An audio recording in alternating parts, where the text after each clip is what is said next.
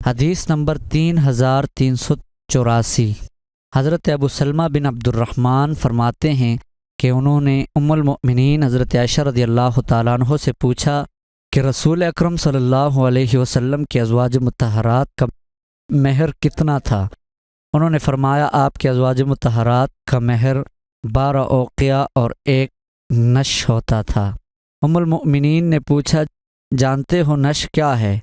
فرمایا میں نے عرض کیا نہیں۔ انہوں نے فرمایا نصف اوقیہ، پس یہ 500 درہم ہوتے، پس یہ 500 درہم ہوئے، تو رسول اکرم صلی اللہ علیہ وسلم کے ازواج مطہرات کا یہ مہر تھا۔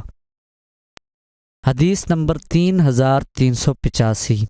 حضرت انس بن مالک رضی اللہ تعالیٰ عنہ سے مروی ہے کہ نبی اکرم صلی اللہ علیہ وسلم نے حضرت عبد الرحمن بن عوف رضی اللہ تعالیٰ عنہ پر زرد رنگ کی خوشبو کا اثر دیکھا تو پوچھا یہ کیا ہے؟